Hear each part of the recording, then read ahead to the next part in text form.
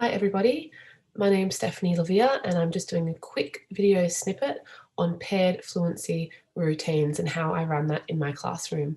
I shared some pictures and info on the Reading Science in Schools Facebook page. I really encourage you to get on there and have a look, but this just goes into a bit more detail about how I do this. Just a quick overview of what paired fluency reads are. So students are paired based on a similar code knowledge and fluency rate. And text selection is based on high accuracy. So when we're choosing text for them to read in their pairs, the text they're using, they have high accuracy, close to 100%. Our focus is on the rate and on prosody or prosody.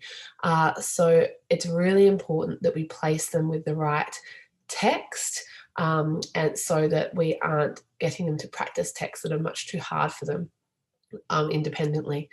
Okay, students, so they read for 4 minutes each in their pair.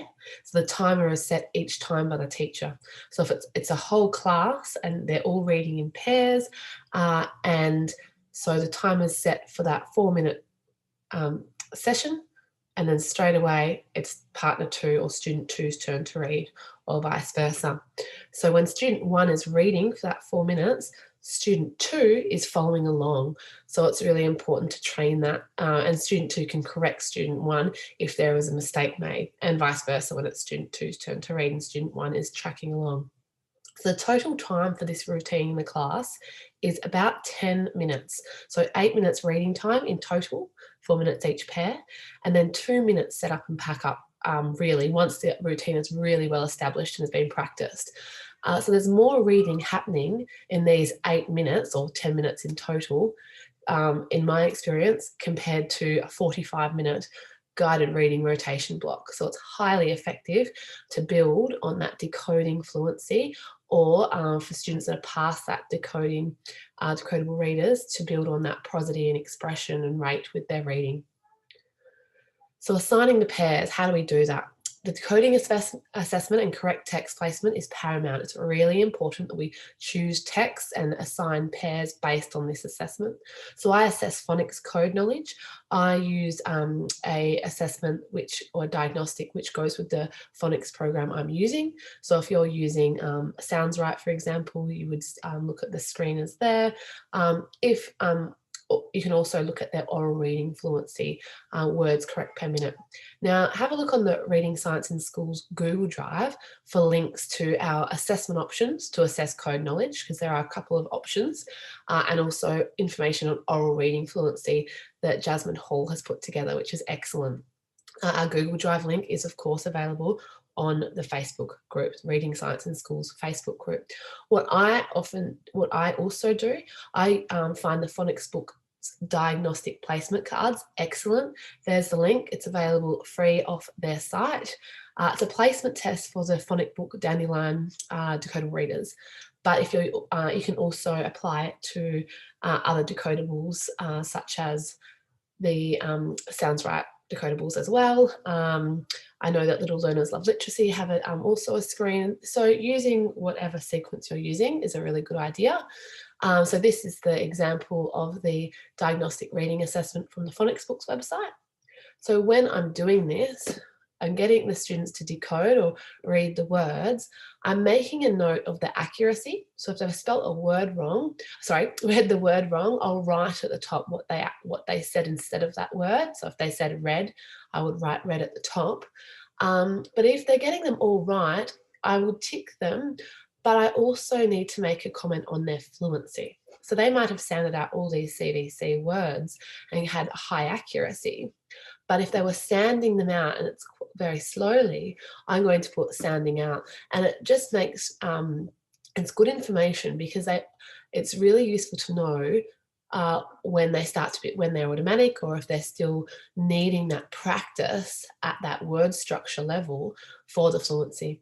So if they're still sounding out, for example, CCVC words or CVCC words, but they have high accuracy, for the paired fluency reads, I would actually place them on decodable readers that target that word structure of the CVCC or the CCVC, because my aim is to develop that rate while the accuracy is there, I want to develop the rate.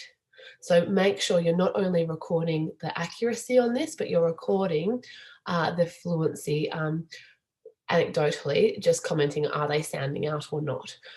Is it automatic? Could they read those CVC words quite instantly, or was there like quite a lot of sounding out? And say as you go below, are they sounding out each of these words, or are they actually recognizing them instantly because they're already orthographically mapped? It gives you good information on that fluency, so you really know what text to use if the student needs to be on a decodable reader. Okay, so text selection. Decodable readers, of course, particularly for our pre-primaries and year ones and often some year twos, and of course, students that are in middle and upper primary schools that are still need to practice their decoding fluency. So it's all about your text should have high accuracy, and they're developing fluency. We don't want students practicing with texts that are too hard for them, that they don't have that grapheme phoneme knowledge of yet, because we're also not always there when they're in their pairs to make sure that the accuracy is there. So just make sure you're choosing the text where they've got high accuracy, but they need the work on developing that fluency. So for students off the code, so to speak, so the ones that can read extended code decodable readers with accuracy and fluency, choose short age-appropriate text and passages that link into whole class comprehension focus. So if you haven't already, have a look on our Reading Science in Schools presentation, YouTube presentation called Rethinking Guided Reading, and it gives a bit of overview of how we should be doing more whole class comprehension rather than that ability grouping of different level readers, and every group has a different topic. So for that deep content exploration, we're having that whole class comprehension focus.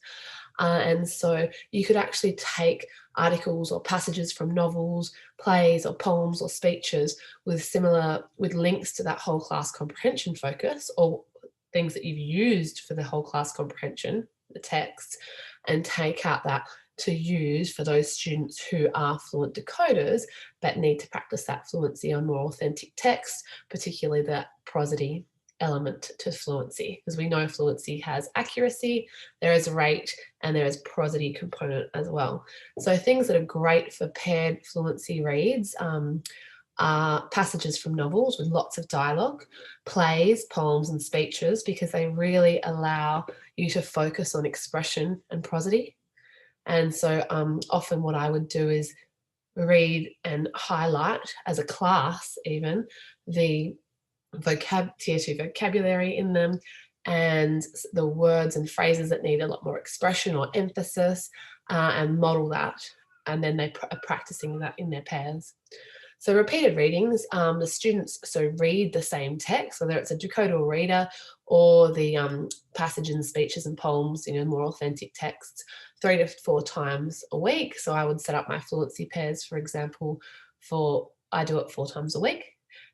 So they're reading actually the same text, or not necessarily for decodable readers, not necessarily the same text, but looking at the same phonic concepts and word structures to practice that fluency. But for the students that are on the short passages and speeches and poems, the more authentic text, you actually do use the text 3 to 4 times. That tends to be that perfect balance to develop reading fluency, and so the research supports that on the repeated readings research. So just again highlighting those words to place emphasis and more expression, and this can be done as a whole class as well. Okay, so establish the routine. How do we do this? So in the first few weeks of establishing the routine, I actually walk around to all the fluency pairs and I monitor them. I ensure that the correct student is reading during the allocated 4 minutes and the other is following along, so they're not looking out the window or doing something they're not meant to be doing. It's really important we teach this as a routine. The more time you put into teaching it properly and establishing it, the better off you will be, because it's going to work a lot more efficiently, just like any routine in the classroom. So providing explicit feedback to students on the routine is important. Have set places where they sit each fluency session, so they're not always looking, oh, where should I sit today, miss? No, whenever you're doing your fluency pairs, you two are always sitting at these desks. It's really important. Assign number or labels to them that remain the same. So you could just be partner 1 and partner 2. Or it could be an apple and a banana. It doesn't matter what it is, so that they're always that same number or label, so that partner 2 is reading first today, and it's not, who's partner 2 this time? Again, it's just these little things that make it a lot more time efficient and a lot smoother in the transition, okay? Because we lose a lot of students in transitions, as we know, so it's really important to teach the routine. So be strict on the time. This is really important. Use an interactive timer on the smartboard or just a stopwatch. It's 4 minutes, but if in those younger years, you might actually start just doing 1 minute and build it up, or 30 seconds even. But be strict on the time. That's part of the routine. If students don't finish, that's okay. They can carry on from that point the next day, or that hopefully as they read the next day, they'll actually get further along with text. And if they finish early, it's only 4 minutes. So really, if they finish early, there's probably only going to be about 30 seconds or maximum, a minute where they've finished early. They can start reading it again, but it's 1 minute. So making sure you teach them what to do if they do finish early, read it again. And again, making sure that it's not about speed reading. We have to really teach that, particularly for those students who are off the code. It's not about how fast you can read this. We want you to put that emphasis on the prosody now, and reading it with pausing and a good pace and expression. So 4 minutes is a good amount of time from my experience. 5 minutes tends to be a little bit long.